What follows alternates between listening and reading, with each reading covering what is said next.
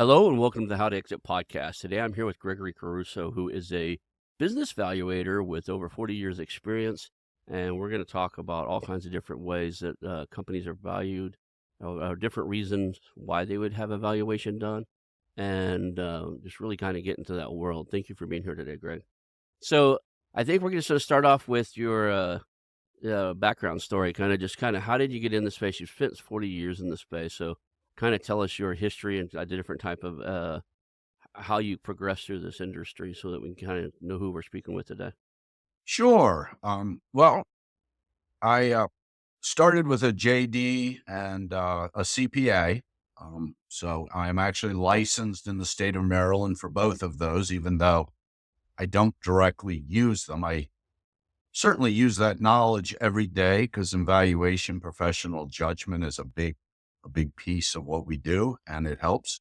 Hmm. I spent 10 years running a family home building operation. It's not where I fit.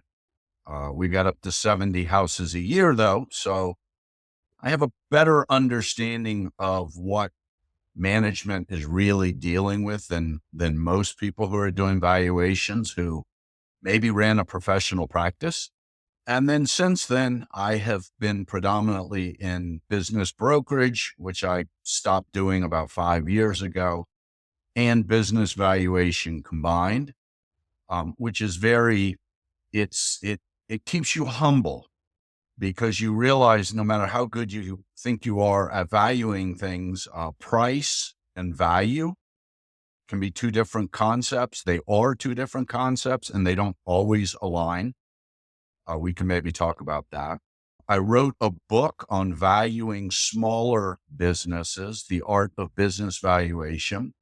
It is really geared towards businesses with revenues under about 10 million a year. It was published by Wiley.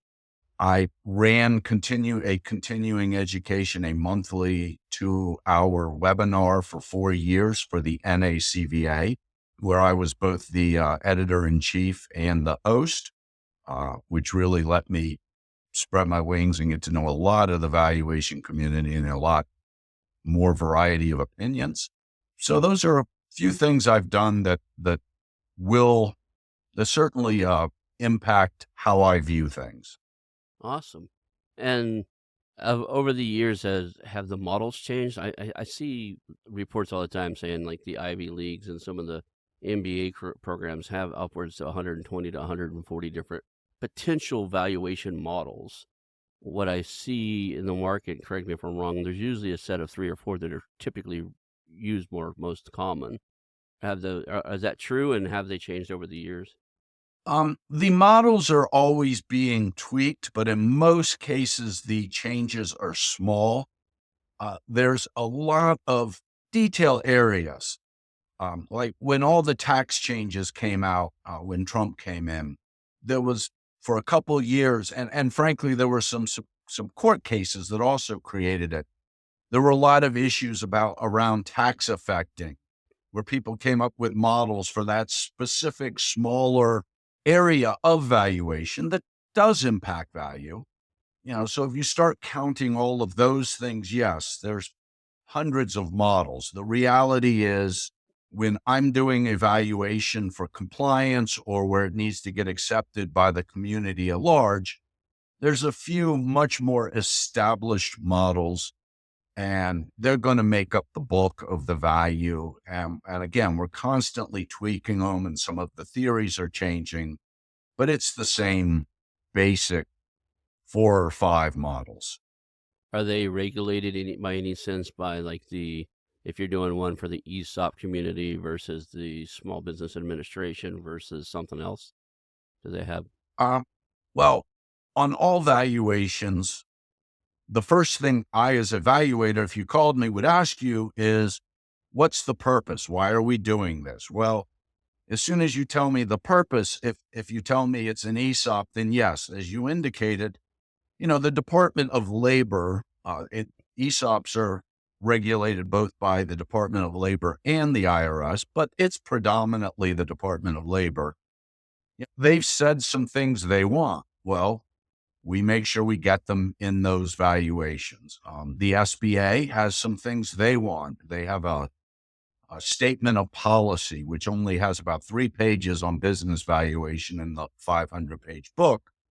But between that and what we've learned in the community, they have specific things. So again, purpose will add some things that may be included or excluded from evaluation. For instance, an ESOP with the Department of Labor, they really want a forecast, maybe a 5-year forecast and discounted cash flow. The SBA views that as somewhat speculative and would rather not have a forecast. They would rather us use a valuation. While we're always looking to the future, they'd rather have us use a method that looks to the history of the company much more. Yeah, I get the speculation side of it because, like, I see why the SBA would be a little more reluctant because they're loaning money. Like, they're putting some skin in the game, right? To whereas the labor is trying to get money out of the program, or the IRS is trying to get money out of the program.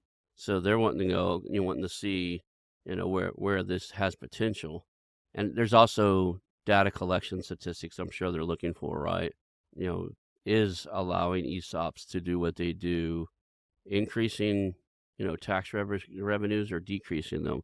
Is converting these companies from owner-operated and owner-run to employee-operated or employee-run, helping them grow or hurting them?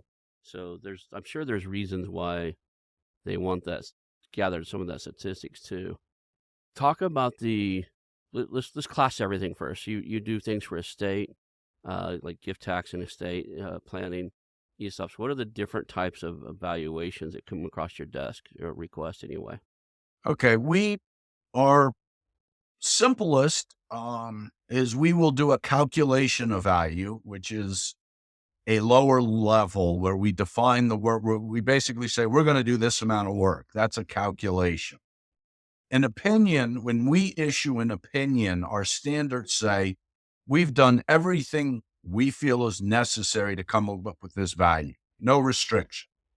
We do a lot of calculations for exit planning. Again, an owner wants to gift to his children, but they haven't started figuring it out and they need a range. An owner wants to do a market sale and they need an indication for their planning purposes. We do a lot of that type of work. We do a lot of work for when they're gifting. They've got a nice business and they either think it's going to grow or it's time estate-wise to gift it, where a minority interest usually is going to be gifted to usually children. There's actually rules. You can't gift it to employees. It's considered work, no matter what you want to call it. And then estate tax if you die owning businesses. And then we do a lot of ESOPs, employee stock ownership plans. They need to be valued every year because employees are coming in and out of the plan. And then we also do a good number of SBA, which are smaller, usually simpler businesses. We really like them because you kind of can get in and out of that valuation. They're almost fun because they're very defined. Yeah.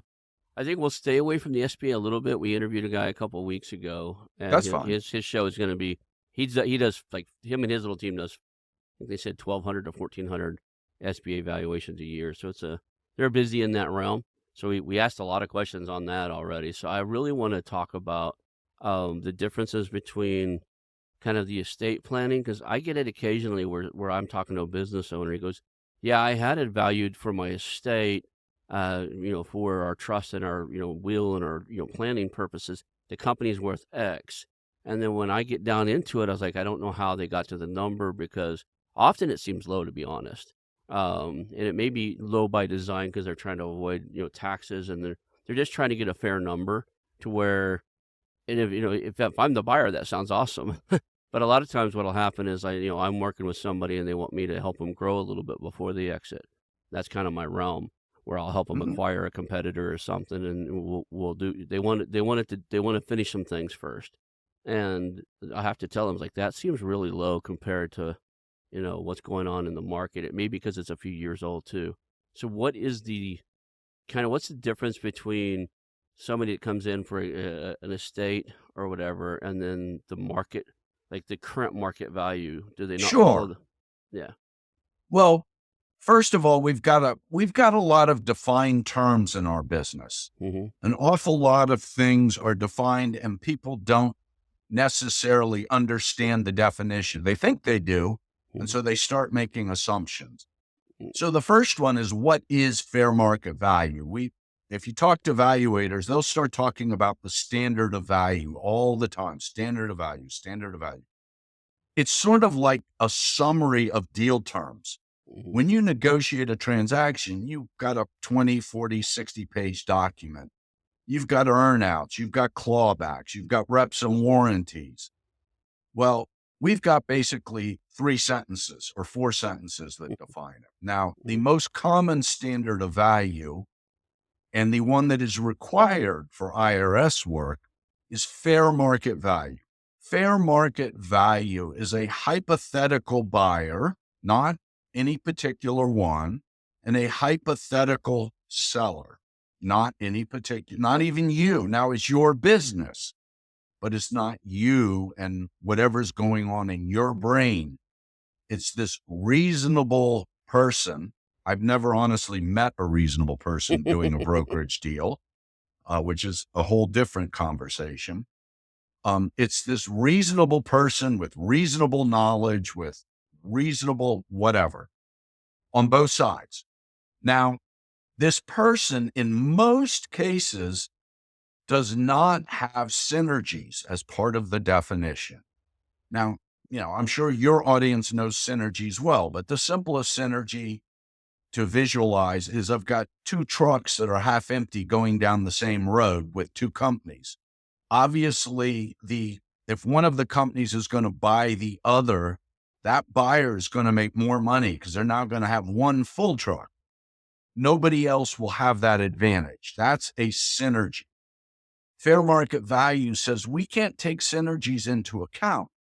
So right away, if you have a tech company or a company in an industry with high synergies, where there often are synergies, that's not part of my valuation. I'm doing my best to pull that value enhancement out and get back to fair market value.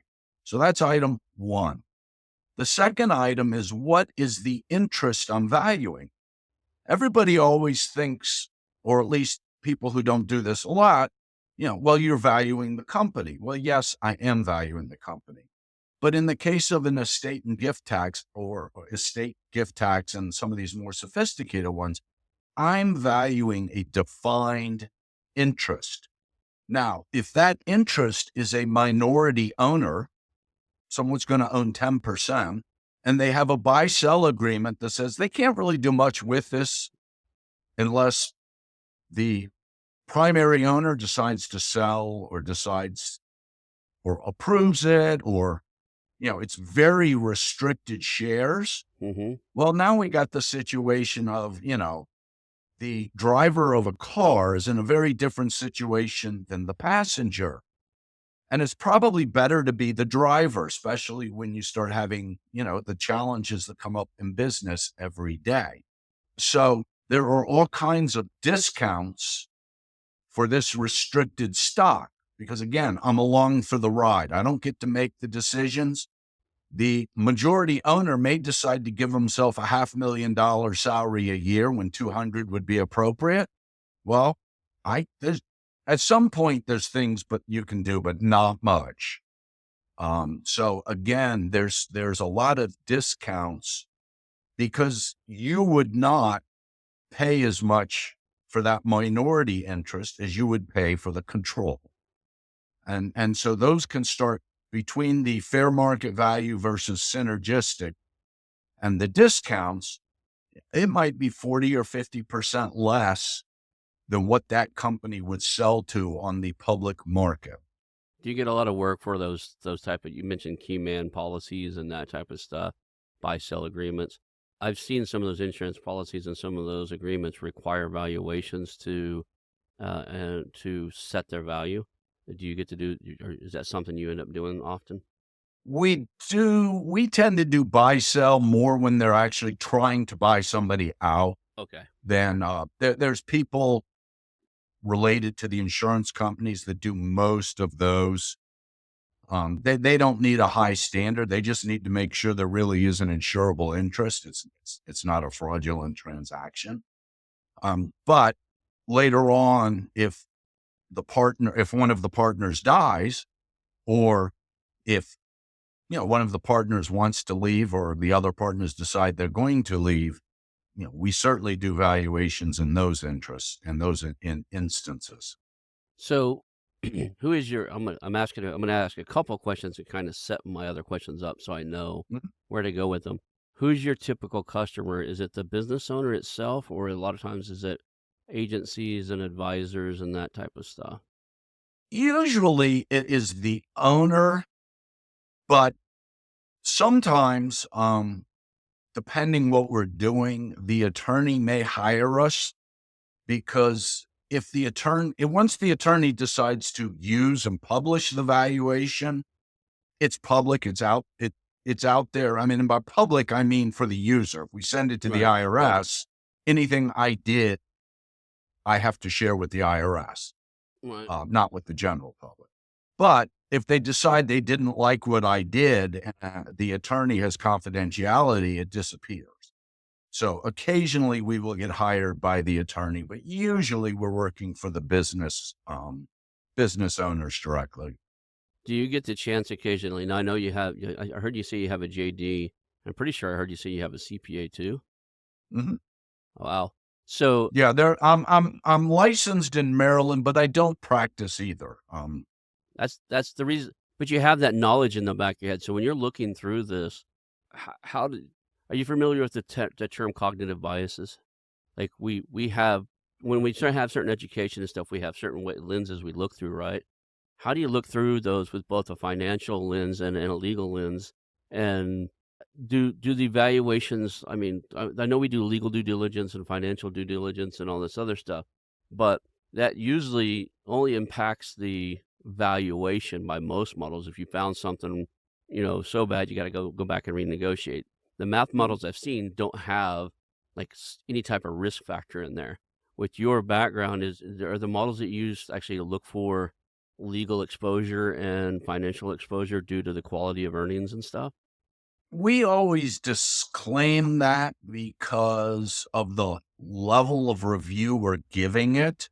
If somebody has a current legal issue and it's material, while I would get a letter from the attorney on the assessment and the likelihood and what they believe the damages range would be, Mhm, because that's what my standards say I'm to do. mhm. My background certainly helps me further assess it. Again, one of my favorite quotes, and this, from the ASA, is, the net result of evaluation is not necessarily a mathematical process, it's judgment. And this is where an experienced valuator that's seen a lot, we all started younger, but, Mhm. and brings a variety of backgrounds, that's where that judgment pays off. So, and depending, I'm going to find you and stand behind my opinion. Depending on what you want, that may be good or bad. Sometimes Right. having a know nothing valuator, if you want a particularly high or low figure, could be the best thing that ever happened to you.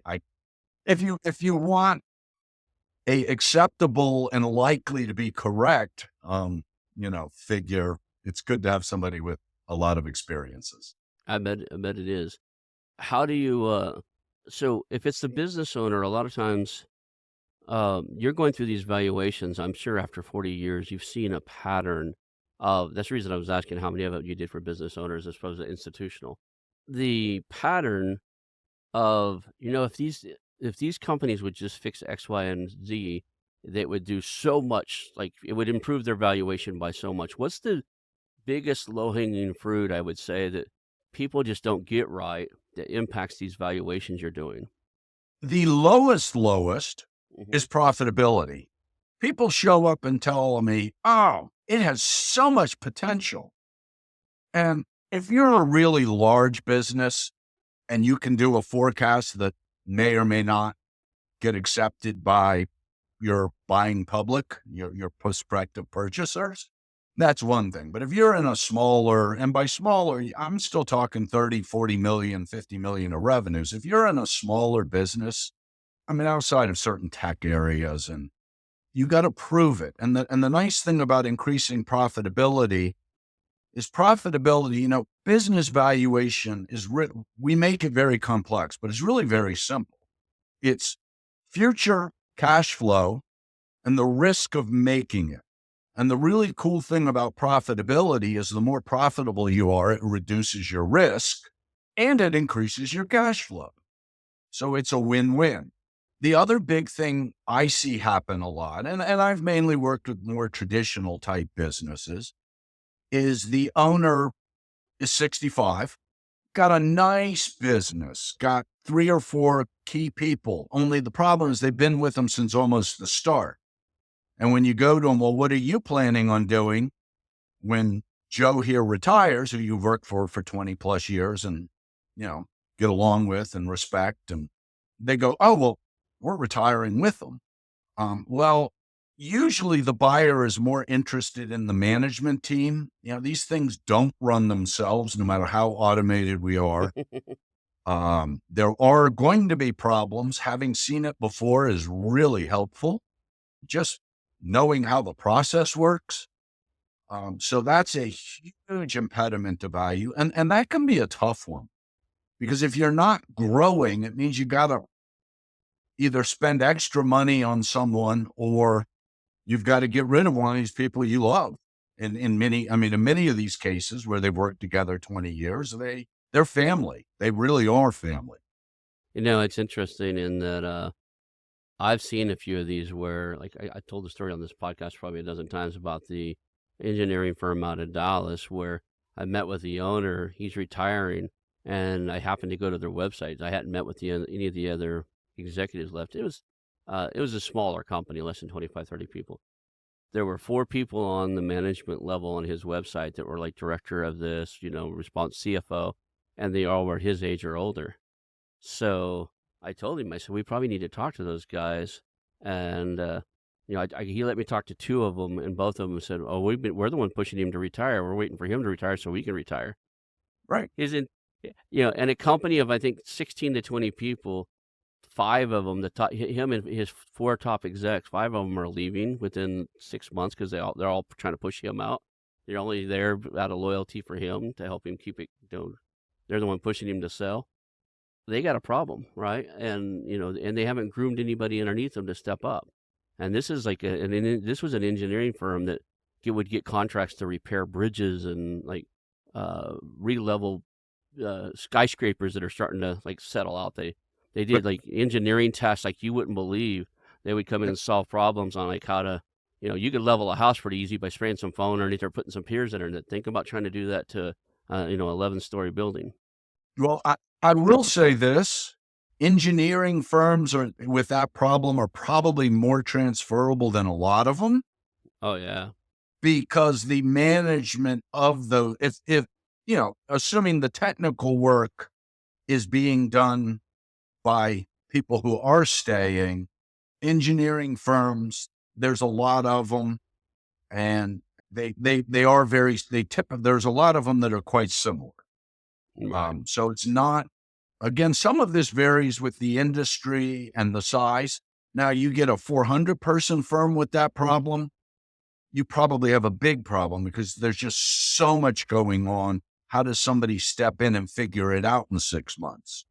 So again, and that's where judgment comes in. And the one thing I learned brokering is you don't always get judgment right. Price, when you go to sell, price is a response to the market. And how bad does the seller want to sell? How bad does the buyer want to buy? Did 2 or 3 people raise their hand and express interest at the same time and get into a bidding war?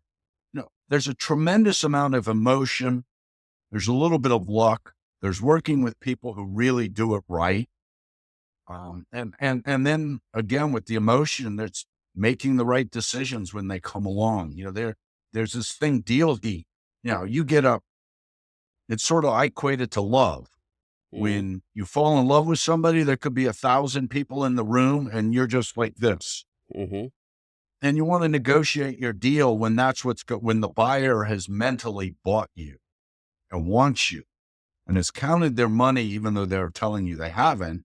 If you can put it together then, and all those factors impact price. When I do a valuation, I'm looking at you rationally, and I'm looking at tables of transactions, and I'm looking at other types of data to come up with risk. And it's rational. I'm rational. I'm not emotionally involved. So what you find out is, value is what it kind of should be, which we all know about the word should, and price is what actually happened.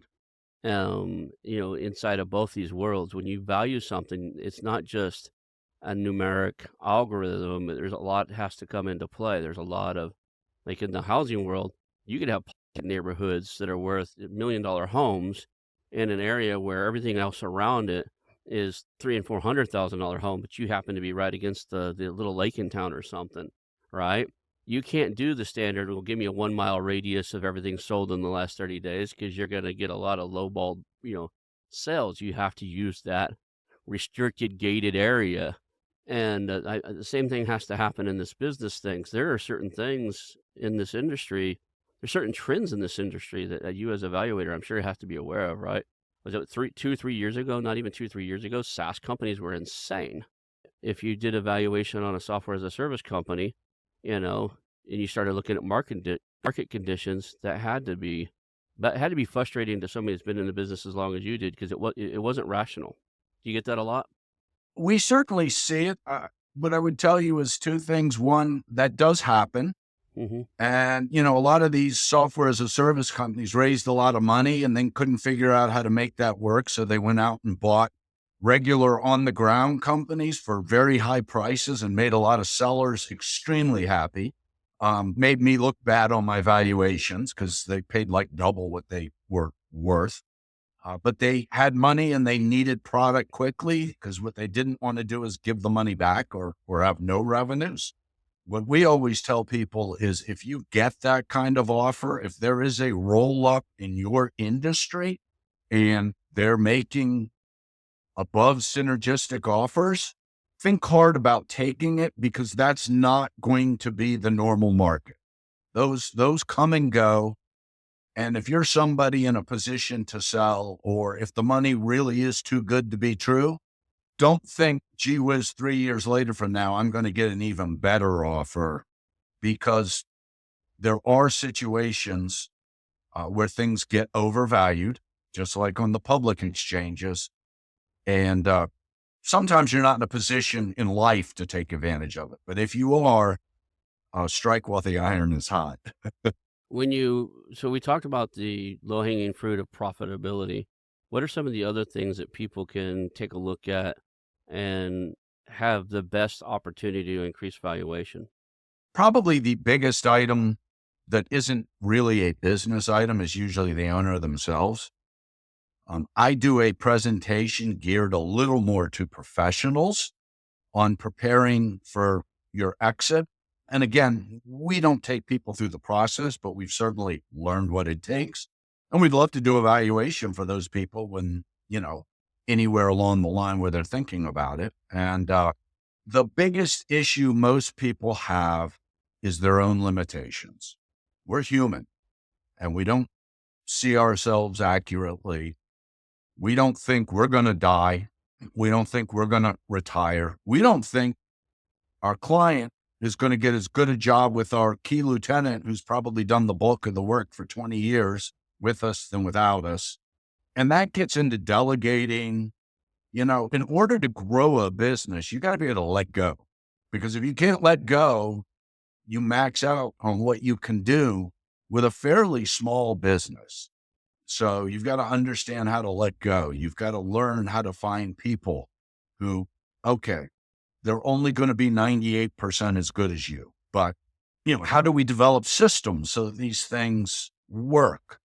I had a unusual childhood. My dad ran a gigantic general contractor, and he always said a good system is when average people get exceptional results every time, because you can't have a superstar in all 40 of your positions, and again, being able to step back, either develop those processes or work with the people and teach your people to develop the processes. Now, again, this will be before most of your listeners' time, but I'm a big fan of Edward Deming, who went to Japan because the American car makers wouldn't listen to him.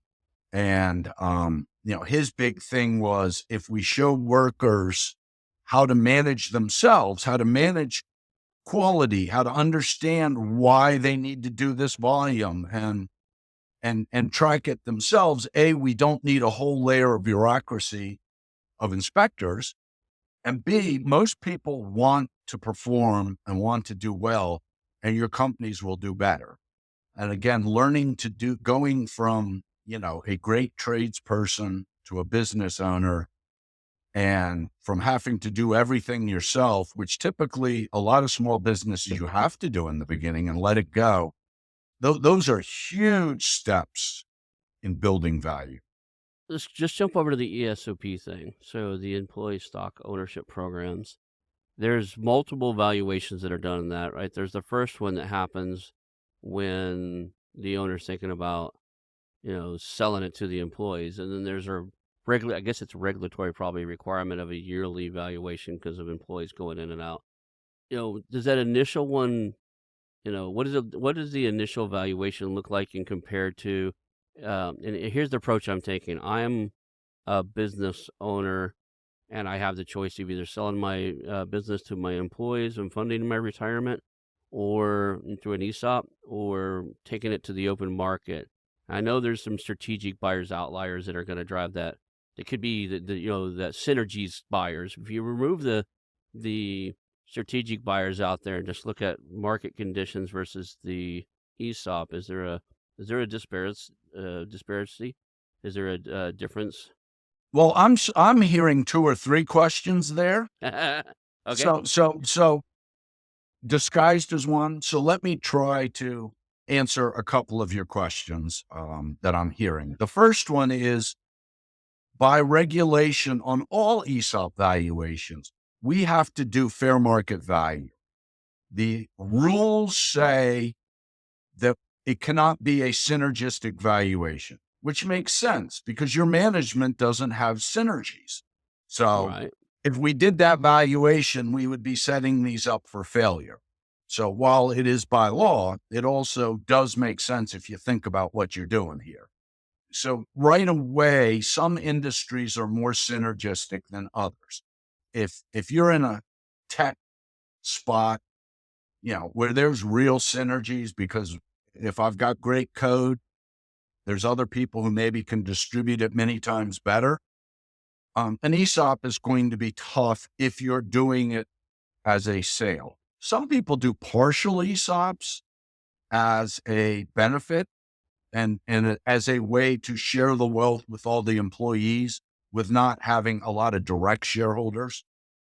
Because what an ESOP does is it creates a trust, and the trustee represents all of those shareholders, but they have the benefits of ownership, particularly in good companies that are going up in value. And it is a retirement plan, so it's extremely regulated. So the first thing is, if the synergies are too strong, if the buyer is doing it to maximize their return, it is going to be difficult. If a lot of industries don't have tremendous synergies, a lot of construction related, they're good businesses, but they're management intensive. And there are some synergies, but usually it's okay. We're in 3 cities and we want to go to a 4th, but it's management intensive. It's not like in some other industries. And so in those businesses, ESOPs make a lot of sense. They have some costs. There are some restrictions, but there's very good tax benefits and they vary with the situation and the tax status of the company. But like 100% S corp, if it's 100% owned by the ESOP, it doesn't pay federal taxes. That's really nice. And so through some of those things, through some of those mechanisms, it can, and depending on how it's all structured, it can bring value, and it can make it as good or better than a likely market sale.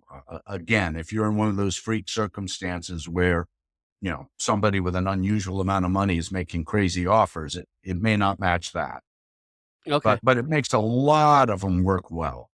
Okay. And then, so the initial valuation happens, and then you do a yearly one just because of the, setting in the options world, the strike price, right? You gotta set the price of what those shares are worth on a yearly basis. So that's just part of the Yeah, regulation. I mean, in all cases, again, this fair market value concept is a very big deal because yep.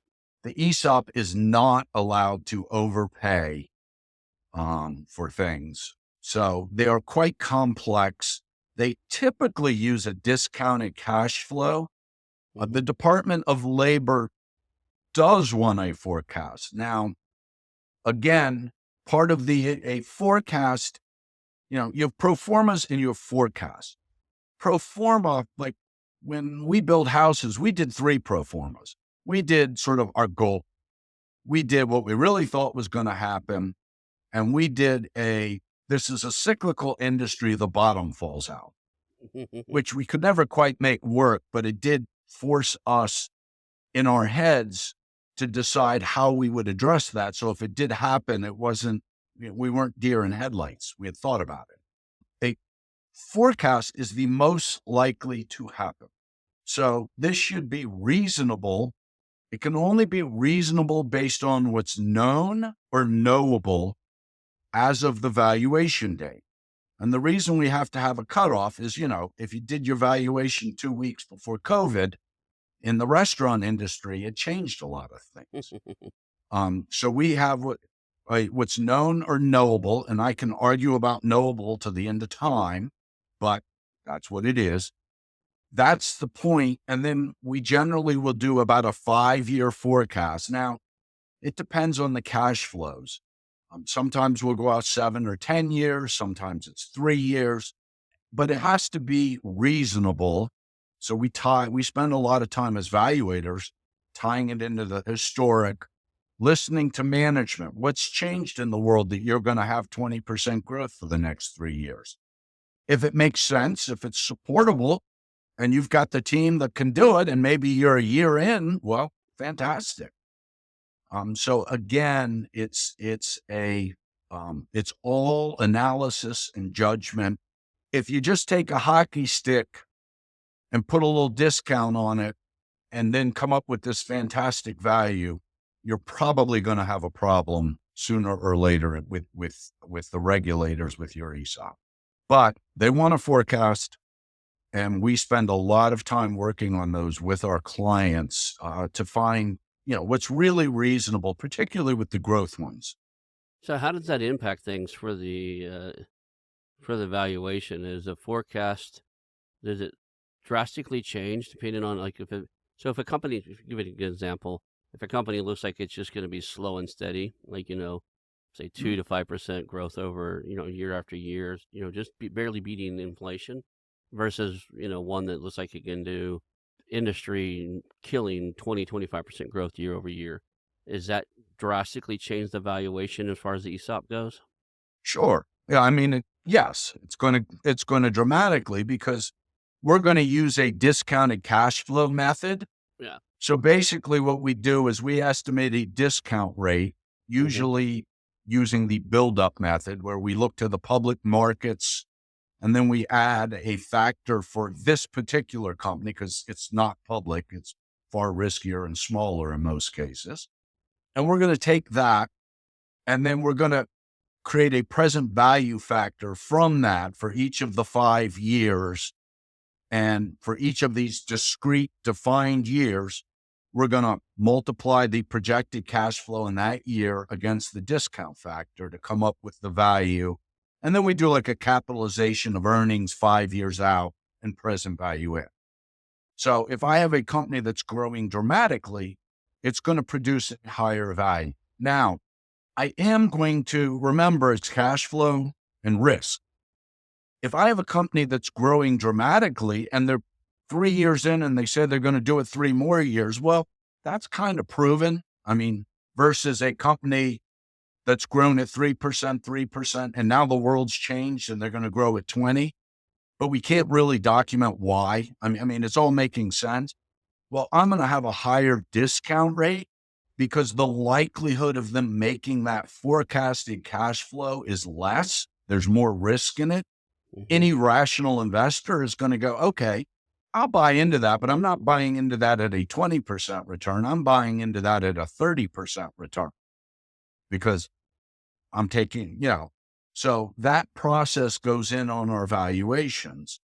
That's essentially what we're trying to do. We're trying to step in the role of the rational investor and determine what would we pay for this. Now, again, remember, I've got this definition of fair market value. So I'm not the synergistic one. I am the sort of, management's buying it out, financial buyer. I can't do synergies that an outsider might bring. How does the quality of the books, like even going as far as like a quality of earnings report or something like that, to where you have a third party saying this is true and accurate, how does that impact valuation? Does it just make your job easier, or does it really impact the true value of the company? In most cases, it makes our job easier. At some point, it impacts your value. Or, I had one 2 years ago. They had 20 million in revenues. And the only thing I know is they're telling me they have 20 million in revenues. Nothing tied, nothing added up. I do keep my CPA license, which means I have to follow the AICPA standards, and they kind of think counting counts. So as a valuator, my job is to look. If it makes sense, I don't have to dig in. But if something doesn't make sense, I'm required to ask.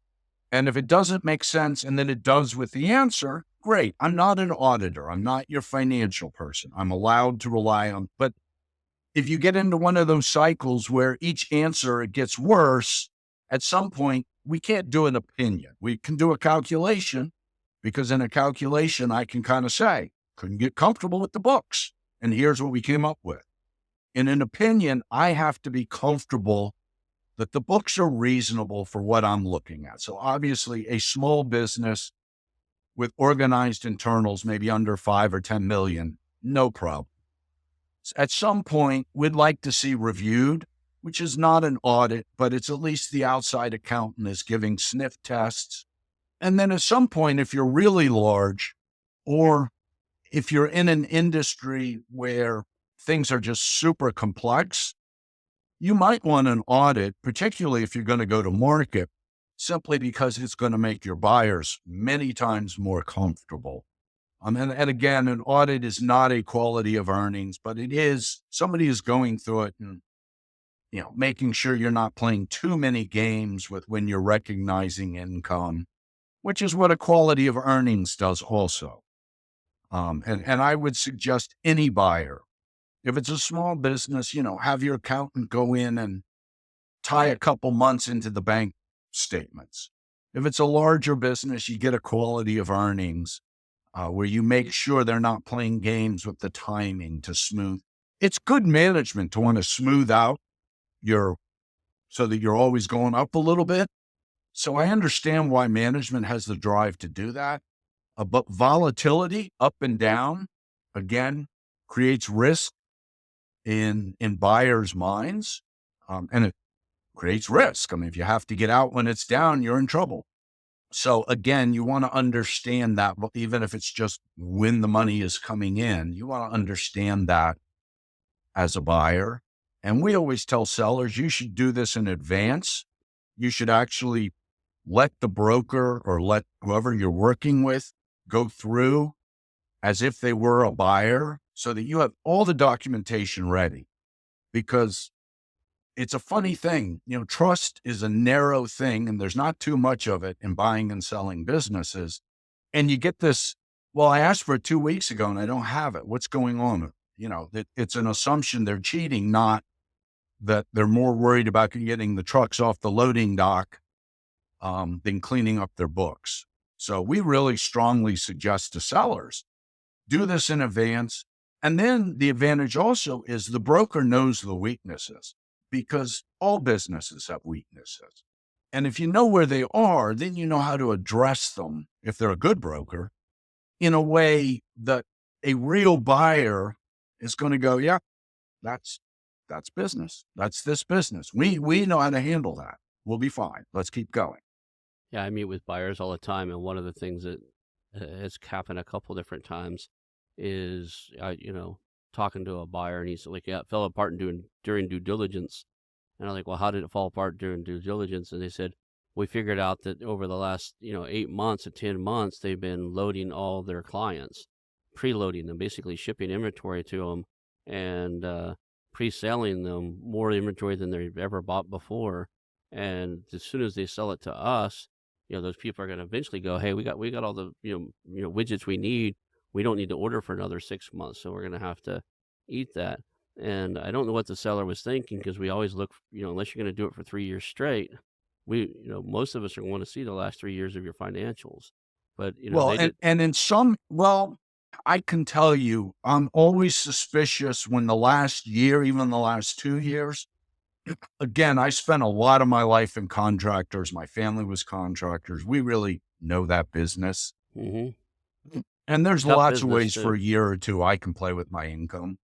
I don't agree with it, but we're certainly always looking for that, just because there's so many things that have to be estimated in their financials, and so that's a very common thing we're looking for. And with smaller businesses, though, often the price is set predominantly on the last year. So you really got to look at that. And we look at it in our valuations and try to understand why. When you get to small guys, sometimes it's just they're starting to run the cash through the business so that the buyer can get the loan. That's a nerve-wracking one, but it happens. I have a fun one for you before we call it a show here. I have a guy I've talked to a few times. He buys laundry mats, bigger ones normally, ones that have 50 or so washers, and that's a cash business. The accounting's always horrible, and one of his audit methods is he wants to see the water bill for the last 12 months, because he can equate. And I guess this is a thing that they got back when they say laundering money. The federal prosecutor, the people, the investigators were using this. They could actually tell how much money a laundromat should be making by subpoena and taking their water usage bills. So Yep. if they were cleaning money there and not like being legit. So he just took that model. He says, okay, I know if they've used X number of gallons over the last 12 months, their average machine is this. They charge so much per machine. And then everything that's washed there, I'd say 90% of it, 99% of it's dried there. Right. So, Every business broker in that space yeah. knows. I mean, yes, that's such a and again, but then you have the issue of, again, he's a synergistic buyer. He knows the business.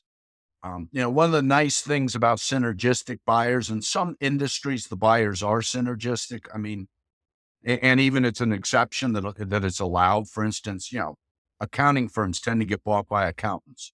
Right. Well, they're not real worried about how much money you made, because they can go through your files and figure out, are you charging in a range I would charge, or can I push your customers a little bit?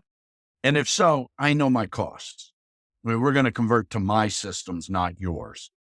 He tries to buy it off their books, but he evaluates the value to him based off water usage, right? So there's a Of course. negotiation. There's a negotiation. It usually ends up somewhere between those. But he won't come on the show because he doesn't want to give his methods away, because he's getting some of them acquired in pretty good sized cities. He's like, I ain't telling anybody what I'm doing until I get done with it. Right? Some people are like Oh, that. absolutely. Yeah. But I bet there are other industries out there where you can just go, look, I know you have horrible books, but I can see you like the cool thing with all the online businesses and stuff I look at recently is almost of it's all of it's online, right? Because you're usually getting online payment methods. You're getting Google Analytics or some type of analytics. The data, I don't have to have you produce data that you typed in. I can have you give me a non-admin password to stuff and see it at the source, right? And unfortunately, there's no uniformity like that inside of brick and mortar companies. There's no way for us to go in and go, I'm going to log in somewhere and see the foot traffic in front of your business versus the foot traffic that walks through your front door. Right. Well, again, we can always get into rules of thumb, which are not Hmm. valuation methods, but if you're looking at a typical business, and first Hmm. you got to figure out what that is, they do work as a starting point. Again, Hmm. especially if you're going to buy where it's a negotiation. The hard part is what's going on the back end. I could sit in the lobby of a hair place and pretty quickly come up with what's going on the front end, probably, if I really was inclined. Every lots of industries, if you get into it, have a rules of thumb for how management. One of the big things I didn't mention on management is, most industries, there's shortcuts that are more current than your accounting. Again, today we can have almost instantaneous accounting, particularly in some of these industries. Hmm. But it used to be accounting was 60 days behind. So owners would usually have 3 or 4 things they tracked, or their controller tracked it and put it on their desk every day, and maybe a little more extensive, maybe 10 items once a week. And how many prospects came in? How many contracts did we get? What shipped out the back door? Usually you had something on your cash flow. What are our 30-day bills? What are our 30-day cash and receivables? And they could run it from there. And most industries have rules of thumb, have things like that. If you don't know what they are, go to a conference and start asking your competitor on the other side of the country, especially the guys that are making money. And again, that's just a very practical way to learn how to run your business. And you can apply those same shortcuts if you're a buyer in the same industry. It's much easier to buy and get it right, to buy in an industry than sort of that first acquisition in the blue. Well, I've asked you a lot of questions and we've covered a lot of topics. We're a little over time right now. What do you think? Is there anything you feel like we missed? Is there anything like we should probably cover this real quick and make sure we that the listeners know? And then we're definitely going to wrap up with how do people reach out to you, right? So we'll wrap up with that. But right now, did we miss anything? The only thing I'll say, since this is really about your show is more about growing, and if anyone is still along, what I will say is one of the things you can do as you're building a business is go start talking to your prospective buyers. The conversation is, of course, we're not thinking of selling. And I'm suggesting you do this way before you're thinking of selling. But how do you, especially if you know somebody's done some acquisition, how do you all look at us? How do you underwrite it? You may have met somebody that in 5 years will buy you, but B, you'll start understanding it from the buyer's perspective. Because Mhm. just like every day on your normal product, you work on ways to make it easier, what the buyer wants. Your business at some point is a product. And if you can find a intellectual property, a better process, a better system, something that a franchise system could put in their 2,000 units that would demonstrably save them some money, well, then you're not going to get a 3 to 5 to 7 multiple that I'm going to tell you for a regular cash flowing business. You're going to get some possibly extraordinary. I had a fat friend who invented better grout. On sales of under $1 million, they sold for 25 or more million because they invented a better grout. And there's billions of dollars sold in grout in the world. Yeah, if you can come up with He was that's a hell selling of a his intellectual property more than his business. yep. I'm just saying keep your eyes open, talk to your prospective buyers, understand what they might want. And is there something like that? I've got a friend that had a pest control business. He came up with better pest control methodologies. He had a chemist relative and they started work. And again, he did the same type of thing.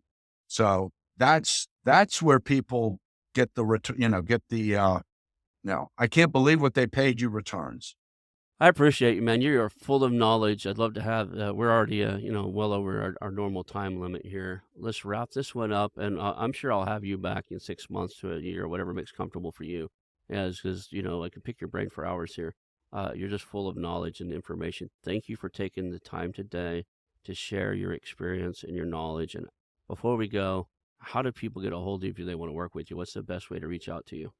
We have a website, art, A-R-T of O-F, B as in business, V as in valuation, artofbv.com. And I am G Caruso, Greg Caruso, Caruso at artofbv.com. If you get to the website, we've got, phone numbers. I don't think we would know what to do with mail anymore. Yeah. All right. So I'll make sure that's in the show notes. If you guys are driving and stuff, that you don't have to pull over real quick and write it down or anything. It'll be in the show notes. You'll be able to see it when you get to a safe destination. Thank you for being here today and hang out for a few minutes. We'll call that a show. Thank you.